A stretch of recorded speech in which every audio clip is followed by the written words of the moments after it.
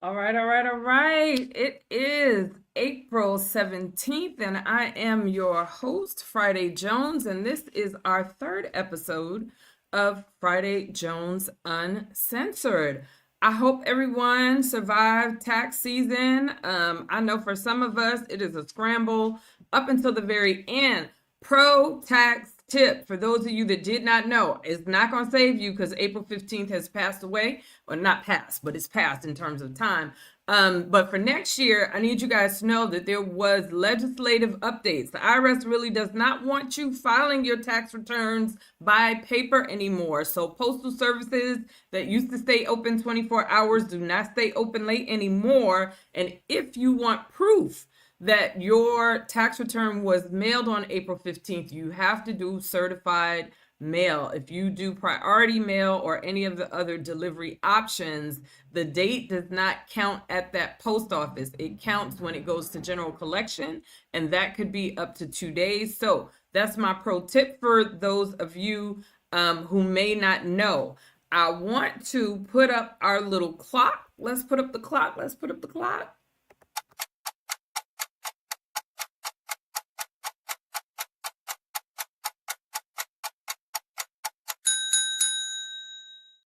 All right, it is time for a reparations minute.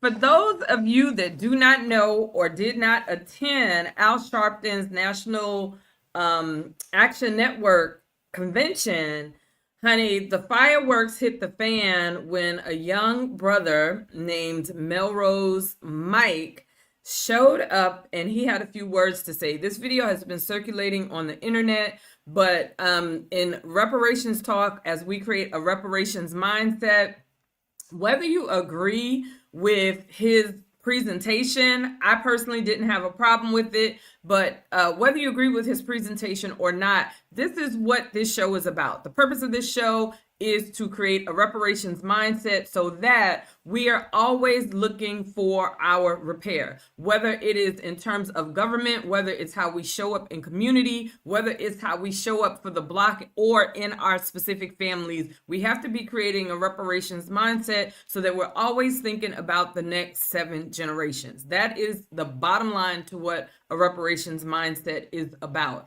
And I'm gonna share my screen, and I'm just gonna play a little bit of this video. Here we go.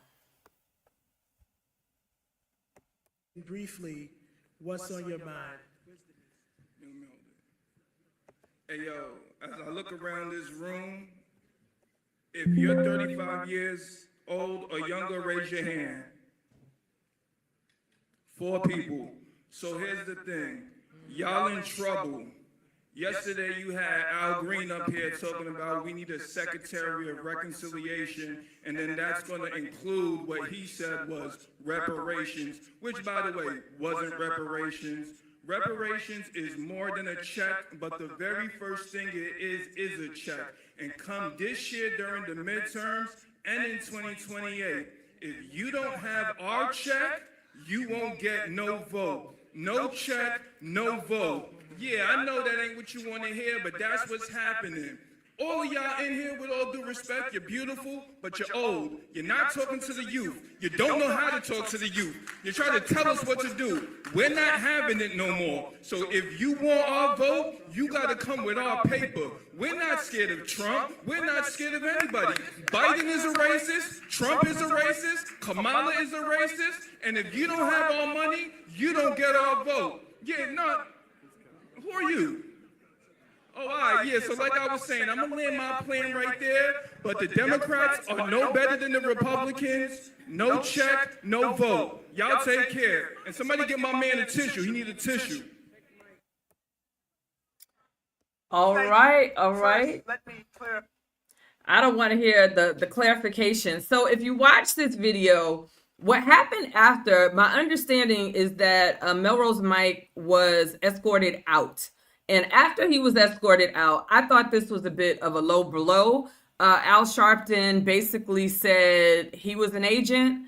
Kamala Harris, my Howard University Bison sister, she got on. She talked about gatekeeping. And ironically, She said something that she was not saying during her presidential run. She basically said that she didn't want to hear from gatekeepers. She didn't believe in gatekeeping. I thought that was interesting. And then she also said that she gave permission. I thought her language was interesting because as voters, we don't need permission. That's what our Constitution is about. But she basically said that voters needed to have permission to be politically agile, meaning she didn't use those words, but she basically said, we may have to mix it up when it comes to voting. That is something the reparations community has been saying for the past 6 years. And we have apparently crossed the barrier because after Melrose Mike said what he said,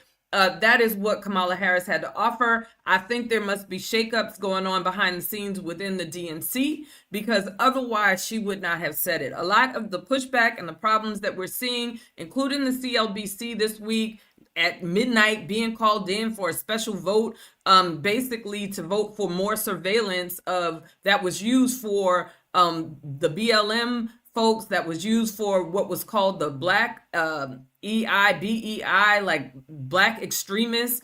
We had Ayanna Pressley basically call the FBI to task and say that was something that they made up. But just this week, the Congressional Black Caucus was trying to sign into legislation more surveillance for Black people. So I don't know what's happening with the Democratic Party. They got the Black CBC marching to a weird tune, and now we have Kamala Harris saying she might run, she might not run, but we should be politically agile. That is a reparations mindset. I'm not accrediting that to Kamala Harris because that's not something she came up with. That is something that came up out of the grassroots, particularly around reparations.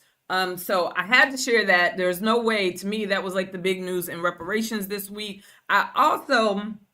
There's a case. The case will be on my next show. The case is happening in California, where we got Pacific Legal and Ed Bloom's team again putting a Latino woman up for neonatal, prenatal care, pregnancy care, maternity care. That was a program set aside for Black women after the horrific experiences that Black women have had. I don't know what solidarity looks like, but I know what humanity looks like. And I know when these people come offering you money, whether you are a Black American or some other ethnicity, or your origin story is from another nation, you all have to take particular care when it comes to being the face of claims against Black Americans. We will be getting into that case in 2 weeks on my next show. I believe that's the first Friday in the month of May. But let's get into the reason that we are here, honey. We are here to talk about Boston reparations, to let people know what's happening in Boston. I will give you a little fun fact about my family. My family is originally from Scotland Neck, North Carolina. However, when the folks left, the first wave of people that left, I want to say like 1930s, and they left North Carolina. That was after my great-great-grandfather had passed away. His wife had already preceded him in death at the age of 35. But once he died, a lot started going on in that little town. White men was raping Black women with impunity. And so there were a lot of daughters and there were a lot of sons. And so all 10 of the folks decided they were going to head north. Half of the family landed in Brooklyn, New York. The other half landed in Boston. So to my Boston Jones family out there, peace and reparations. I hope all is well in Boston. But let's get to it. This is the picture that I used for this episode, and it has a historical context. This is the Robert Gould Shaw and the 54th Regiment. If you're not familiar with the 54th Regiment, honey, that is Buffalo Soldiers. That's who they were. And bottom line is they kick butt. They could kick butt.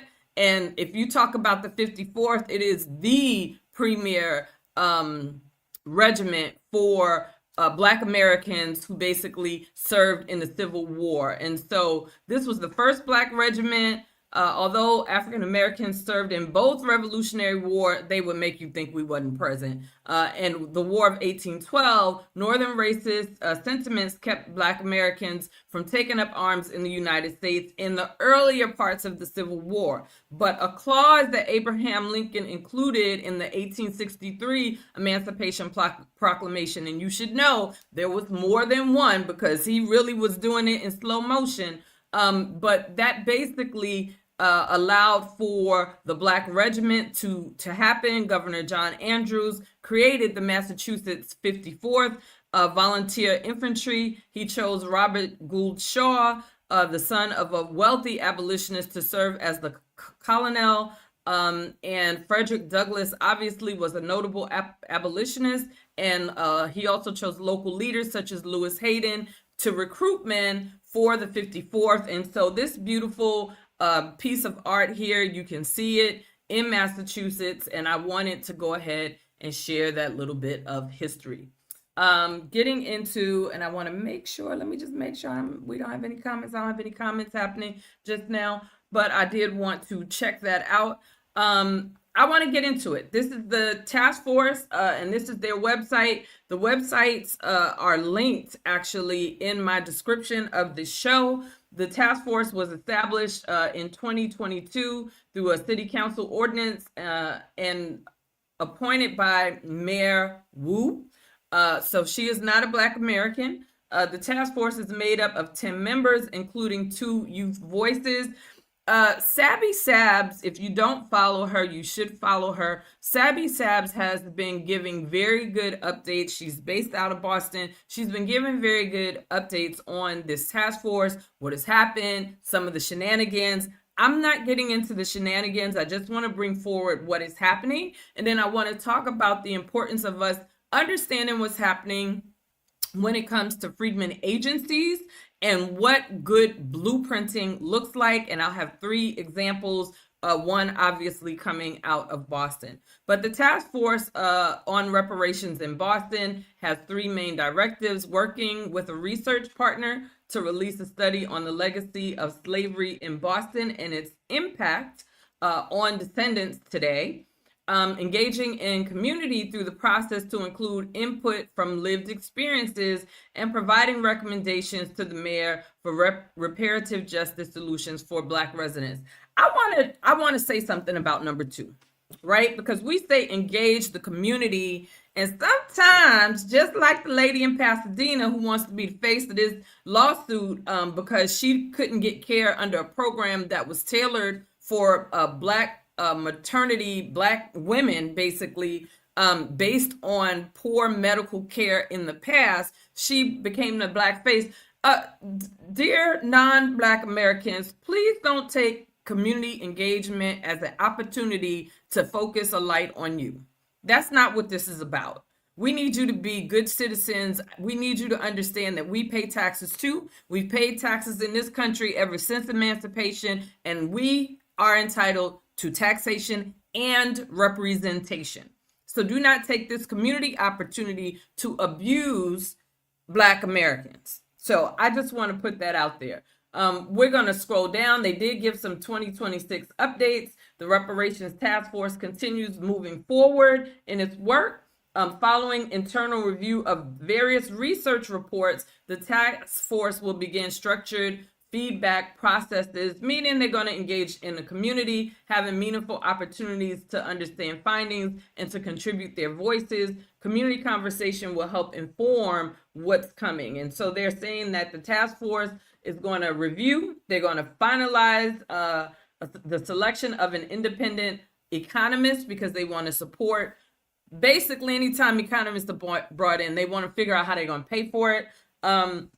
And they welcomed their newly sworn in task force members. They're going to launch community briefings. For any of my Bostonian people, I would love for you to leave comments on whether or not you've attended any of these hearings, what went on, what you liked, what you didn't like. They have a timeline here of a phase 1, 2, and 3. You see they don't have years here. What I've learned from being a commissioner, and these comments are just my own, is what a timeline starts out may not be how it ends. Sometimes you are trying to align your reporting to precede budgeting within a city and government process. Sometimes you're looking at whether midterms or elections are going to come up, because whether or not you have a champion as part of the government, the city government, it matters in things like this. But for Boston, they're working with their research partner to study and document what the city of Boston has done. They're assessing the city's actions, and then they're going to make recommendations. So that's their timeline of what it is that they're going to do. At their website, again, which is posted at the bottom of this video, you can go, if you're in Boston, and you can make sure you sign up for the newsletter. And then here are task force members. Joseph Feaster. We know from our American Freedmen community, Antonia Edwards, she is a task force member. We applaud her for her work. I think she is one of the driving forces as to why there is a Freedmen agency that has come up in the city of Boston, and we're going to talk about that. We have Lamercy Frazier, Dorothea Jones, could be one of my Joneses.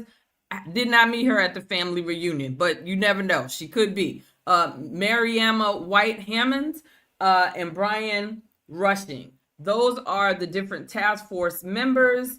They have an RFP out here. I'm not sure what the status of that RFP is, but that is in a nutshell what the city of Boston's task force looks like. Again, you should follow Sabby Sabs. Stay tuned in with her because she lives in Boston. She did a documentary which actually gives insight, and maybe that documentary should be submitted to this task force to be part of the historical record for the findings, because she did uncover, always with housing with us, always with housing, a lot of the discrimination that has happened in Boston.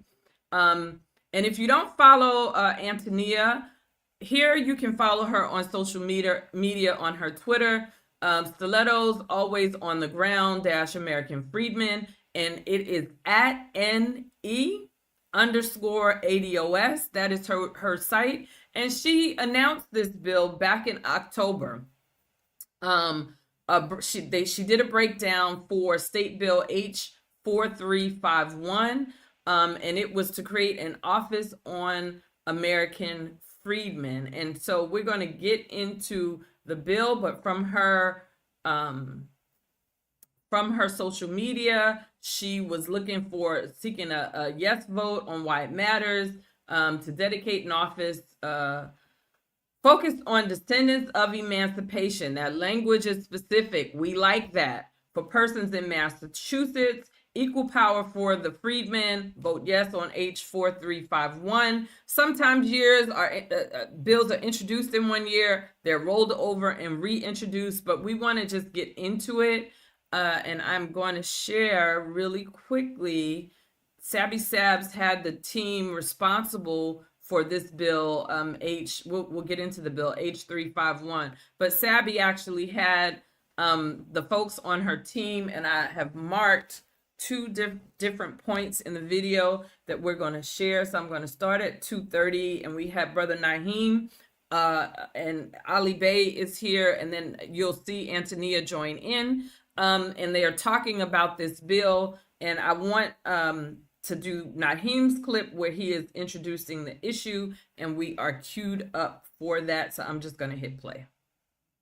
The bill has gone through a joint committee, and I have my notes here so I can get everything correct. That joint committee is the State Administration and Regulatory Oversight. It was a 10-person committee. All 10 committee persons voted in the affirmative on the bill, and they gave it what's called an ought to pass. In Massachusetts legislative procedure, an ought to pass is the strongest committee recommendation that a bill can receive, which means that the committee agrees with the substance of the bill. The committee believes that the bill should move forward, and that the bill is not being rejected, delayed, or sent to study. My team and I put in a lot of work, especially with the Judiciary Committee of the state of Massachusetts, proving that freedman status is the way that we should be moving with this bill to avoid the pitfalls of strict scrutiny, Supreme Court challenges, and the usual attacks that come from people that don't believe that we should receive any remedial justice. All right, and I'm going to stop it right there. He said a couple of key things. People, pull out your pads. This is why you need to be taking notes. One of the things that Naeem talked about was the fact that they already talked to the judiciary in Boston, in Massachusetts, before submitting the bill. They wanted to have the strongest language to stand up to strict scrutiny. You start reparations processes from the ending, not from a beginning and you hope to get to an ending. You think about it from the ending and you reverse engineer it. The ending is always, Ed Bloom is around the corner waiting to sue somebody. Always. And so you start with making sure that the legislation that you are recommending at the state, municipal, federal level can stand up to that scrutiny. That's something that was done in California, the California Coalition for a Just and Equitable California. They talked to Dean Erwin Chemerinsky, Dean of Law at Berkeley. He is one of the most quoted not authors. He's one of the most quoted attorneys in legal school, law school textbooks, because he is presented in front of the Constitution, the Supreme Court of the United States, and he is one of the premier constitutional attorneys in the entire United States. So we like to hear language like that. We're going to move forward to timestamp, I think 14 seconds, 14 minutes. And in this segment, we have Antonia talking, and she gives some further insight into just history happening in Boston. So I'm going to hit the play on that. Grew up here, but I moved here, obviously, in 2011, and I've learned so much from all of you. And I think that the fact of something like this starting in Massachusetts, I think it's a really big deal. And it should be no problem for like South Carolina, North Carolina, Georgia.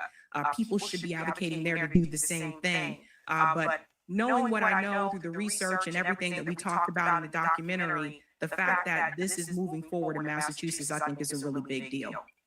And I'd like to just say that, can I just say that the reason why Massachusetts was so compelling for me is I grew up here and understood the racial tension of Massachusetts, because we are named the #1 racist state and city of Boston across the nation. The Boston Globe did an article on it. But the bigger piece is that Massachusetts sanctioned slavery in 1641, the first colony to do so, and the first colony to activate Jim Crow law. So Massachusetts has a lot of history complicit in enslavement and the disadvantages and to our people with the bad incidents that have occurred and continue to do so today. And that was one of the reasons why I really pay homage to you to doing the documentary Removed. It just shows that the residuals of slavery still exist, and the people that have faced the most disparities are Black Americans who are American freedmen. All right. I appreciate what Antonia said. I didn't know that Massachusetts was the first state to institute slavery in the colonies. Salem, Massachusetts, I think was established by like some English lords. So there's a lot of English law at times that shows up in the United States in general. And I think that, again, shout out to Sabby Sabs. I think that a lot of new Americans really just don't, they come to this country because it's a capitalistic country. People say I showed up here, Vidal Sassoon, who we know for hair care. I showed up here as an immigrant and I had, $25, $50, $600 in my pocket, and I made it, and I was able to create this business and do all this hair care. Like, we hear all of those kinds of stories, and so people kind of come here with this I'm going to get it mentality, but they don't understand the complexities of what exists here. And one of the things that I can think off the top to compare it to is China, and how China has treated the Tibetan Buddhists, and how the Tibetan Buddhists have been persecuted. No one thinks, oh, I'm going to go to China, as enterprising as China is, to the extent that they've even come up with a dollar valuation to rival the American dollar. No one thinks they're going to go to China and then they're going to start suing programs for Tibetan Buddhists. Like, that's not a thing. But people come here to the United States and they just disregard so much history, and each state has its unique history, and all of the states make up the United States.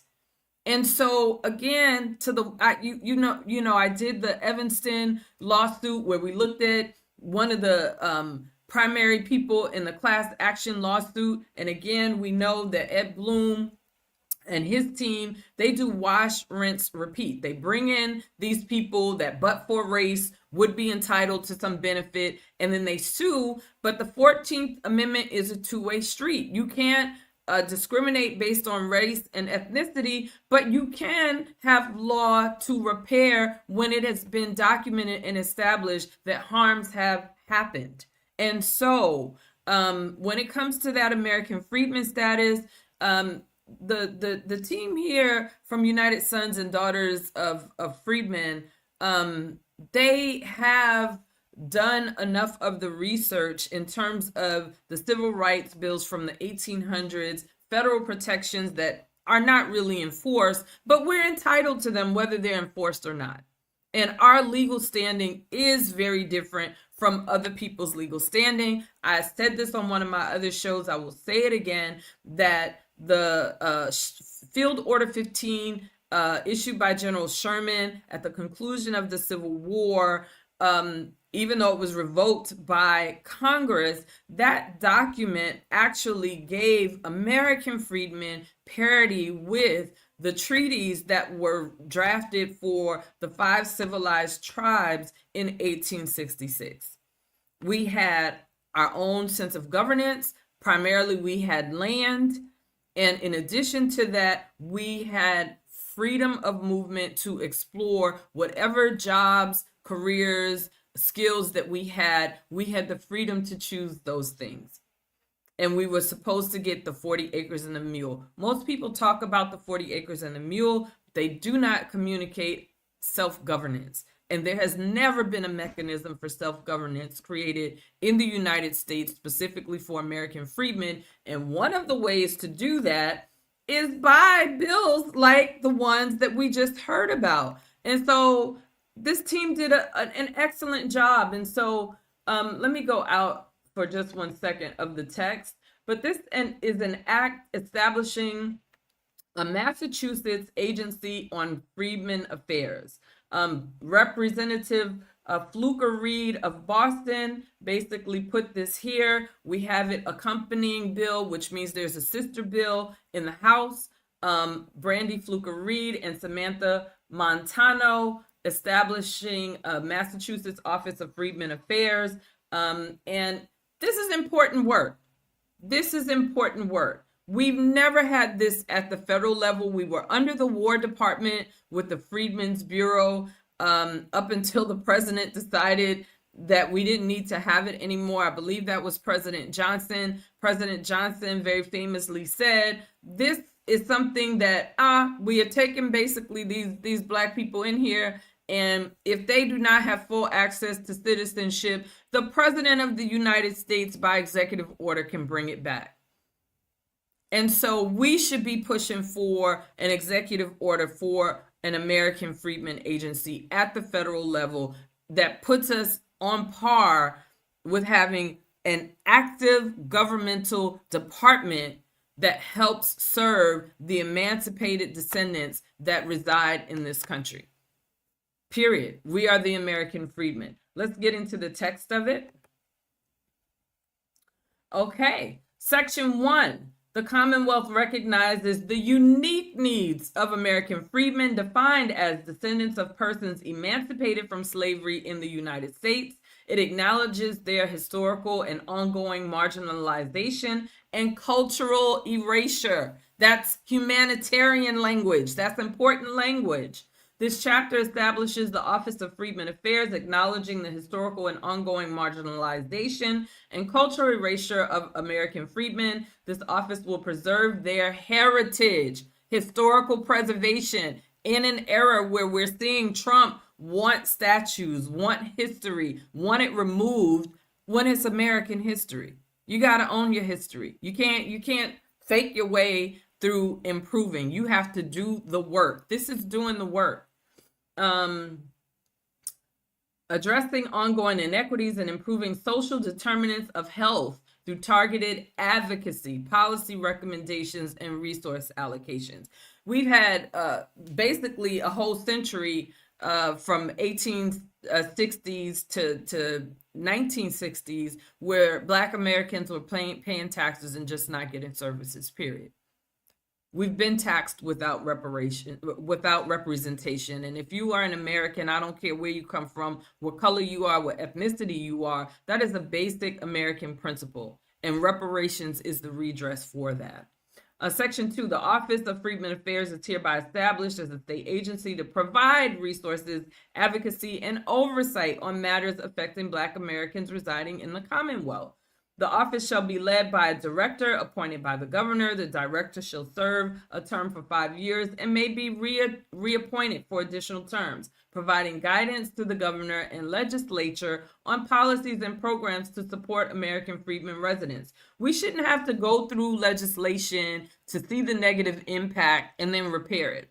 An office like this can do its own assessment of a bill. We have different agencies in government that exist like that, that can tell the fiscal impact to the Commonwealth of Massachusetts and what the intended and expected outcomes are for Black Americans. If there's a bill that's not race specific, but it will ultimately harm Black Americans because of bias, a department like this can have the staffing to research that and to provide guidance to the legislature and governor prior to voting on the piece of legislation.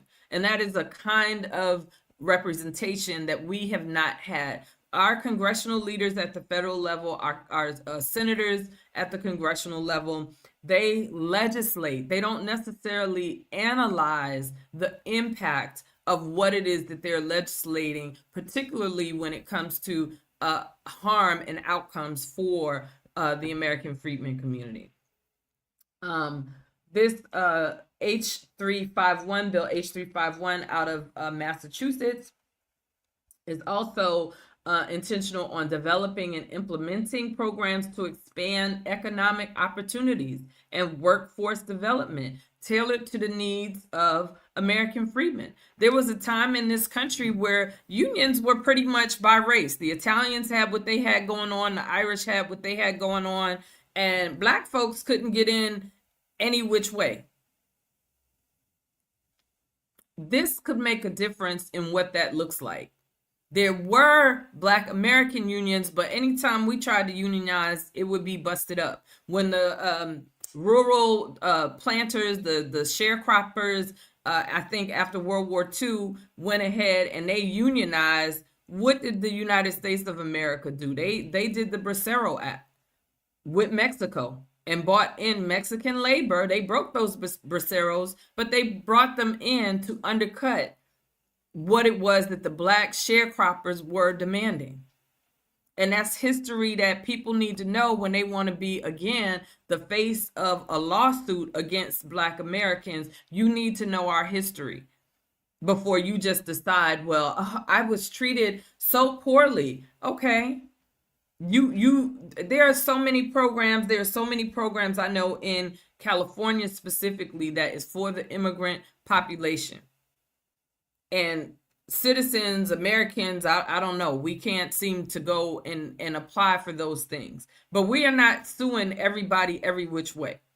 We don't interfere. Black Americans generally don't interfere with what programs you have. But anytime we get an inch, here comes Ed Bloom, and he has talked to Chinese students at Harvard. It's come back to bite them in the butt. Why? Because Legacy was able to take up that gap. He's talking to the Latinos now here in California to be the face. He got a Holocaust victim up there in Chicago. We're creating a reparations mindset. You got to see the tea leaves all around. And we can't be afraid to talk to people who are allowing themselves to be used by dominant society. And so I like this bill. I like it. It's straightforward, partnering with public and private organizations to amplify the office's impact. Soliciting input from American Freedmen. You always want to hear from the aggrieved. Advising state agencies. The office may contract with academic institutions, meaning we could get disparity reports out on a regular basis to see what's going on. And this department can then make recommendations for remedies. This is something that has been needed since the American Freedmen's Bureau was shut down by President Johnson. This is a wonderful, wonderful piece of legislation, and I'm very supportive of the work of the United Sons and Daughters of Freedmen for getting this done. I'm commend them for what it took to get this bill moving in Boston, and the blueprinting part of it. I hope that my show will allow, again, with the reparations mindset, and Sabby Sab said it, whether you are, in South Carolina, Texas, California, we're going to get into the California Freedmen bill that the CLBC fumbled. I don't know how you put your name on the bill and then don't bring the bill up for a vote. Like this was the wild, wild west for sure. Because Mia Bonta, Brian Gibson, Jackson, who called the police, he called the sheriffs on us when we were in his district. He called the sheriffs on us. They pulled out 10 cars deep, 20 officers hopping out like they was ready to bash heads in. We're there handing out information. But he called these people, I don't know what to say, Reggie Jones Sawyer, Tina McKenna, and then we had Wilson. She was the president of the California Legislative Black Caucus. And Senator Bradford wrote this bill that they sponsored and then didn't bring the bill forward. But what he talked about, and the language in this is a little bit longer, but these are bills that should be blueprinted. Senator Bradford wanted to bring a California American Freedmen Agency, formerly in law until July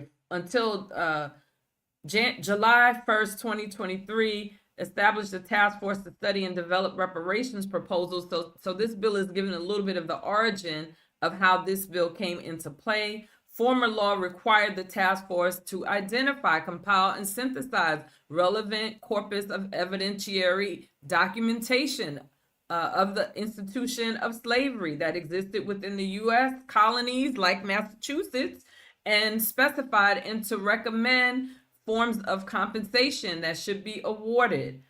Do I have the right bill here? Yeah, Freedmen Affairs Agency. Okay.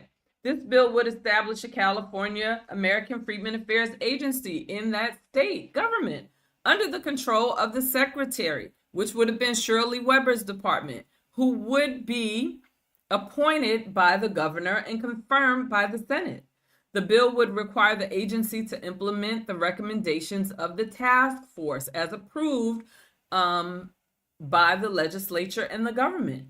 The bill would require the agency, as part of its duties, to determine how an individual's status as a descendant would be confirmed. The bill would also require proof of a descendant's status to qualify for benefits authorized for descendants. Again, specificity. This is what the kind of bills we need to be blueprinting.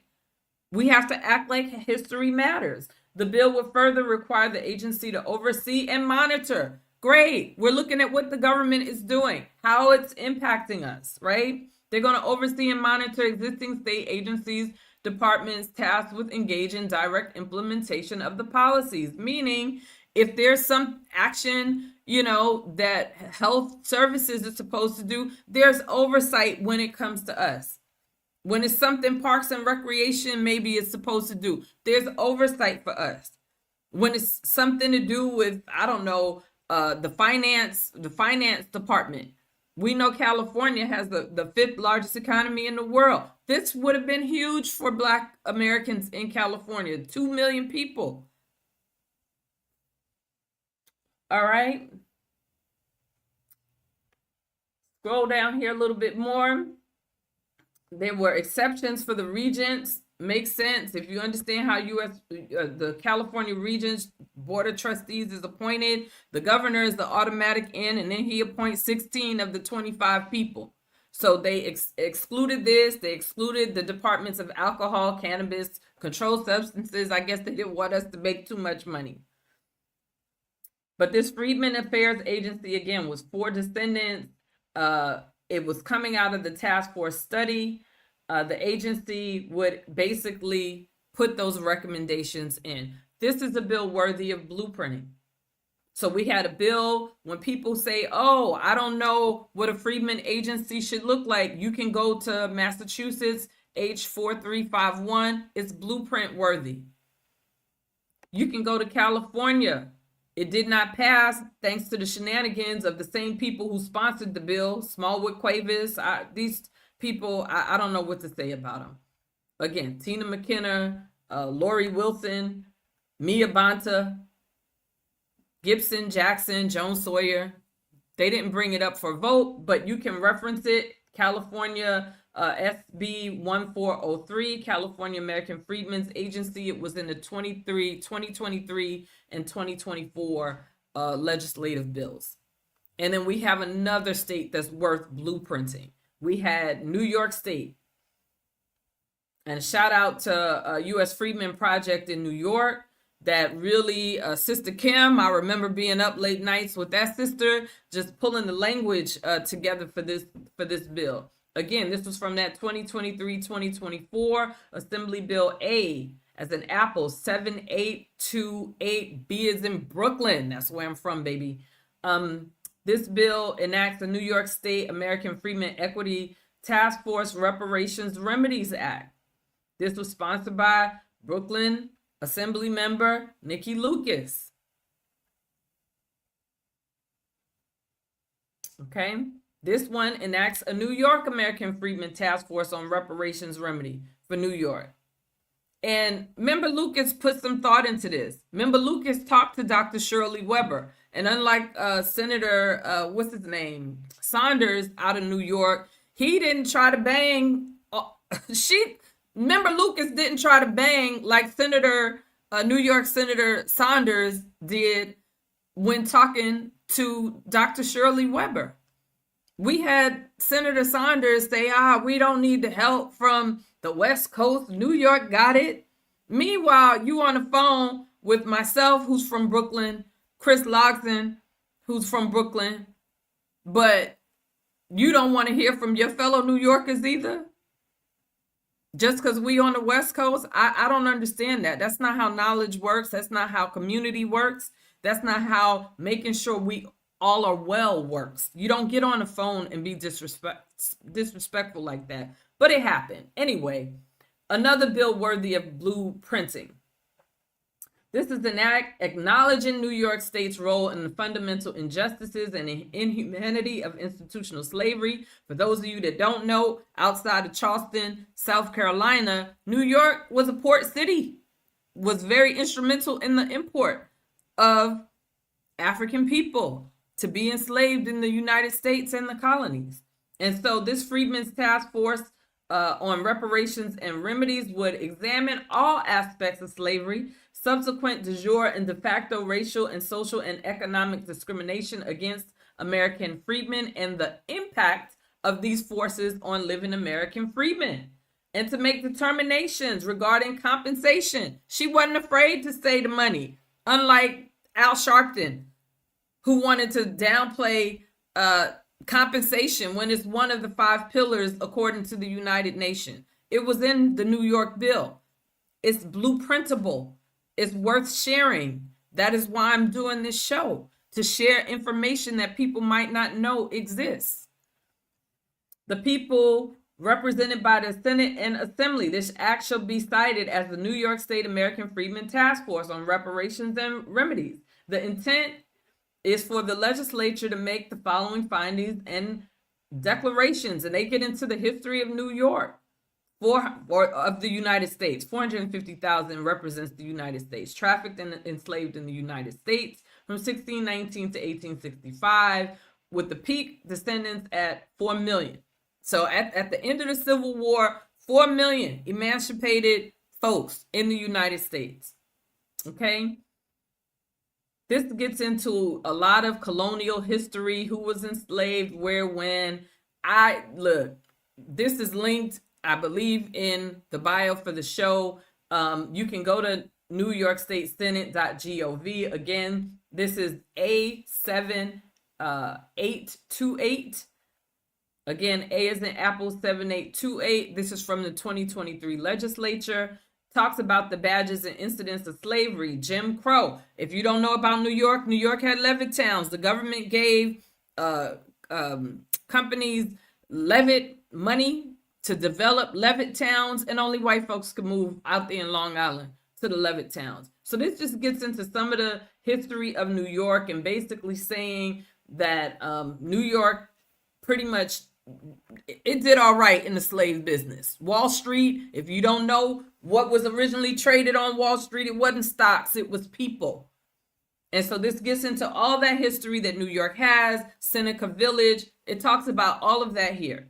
And then it says we're gonna do something about it. We're gonna hold some hearings. We're gonna see what happens. This was the bill that Hochul should have signed. This is the bill that Szilagyi, and to my Haitian brothers and sisters, I gotta talk to y'all. Szilagyi didn't want to even look at this bill because she said that Haiti sent troops to the United States, and that basically, as a Haitian woman, she wanted hers.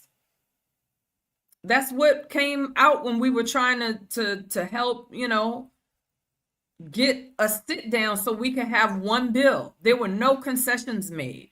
That was actually said. That's not being a good steward of the Black American experience in the United States. And even if Black Americans say Haiti, because out of all the countries in the Caribbean, I feel like Haiti deserves the utmost respect because they paid France for 200 years. And then when they tried to get into the African Union, initially turned their nose up, but now I guess it's a 6 region, 6 district, 6 region. Haiti falls into that, but they kicked butt, won a war, and then had to pay because they won. But if you sent troops here, then we should be dealing with that part of what might be due to Haiti on a federal level. We shouldn't have a New York legislator blocking bills like this that would give protections to American freedmen in the United States.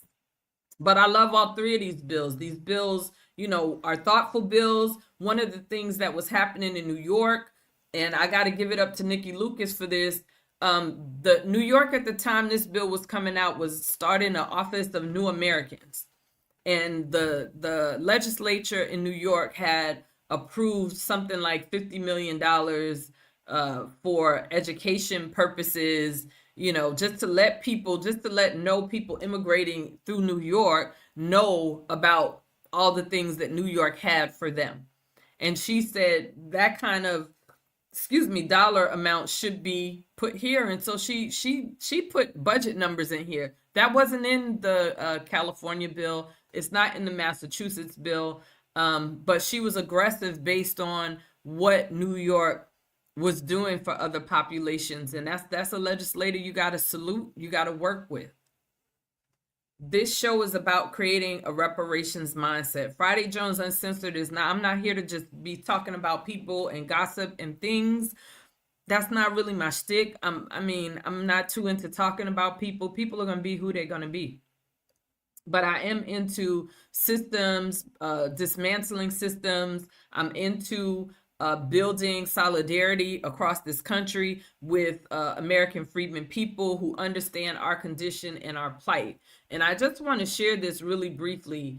The Bureau of Indian Affairs, it was created in 1921. The 1919 for us was the Red Summer.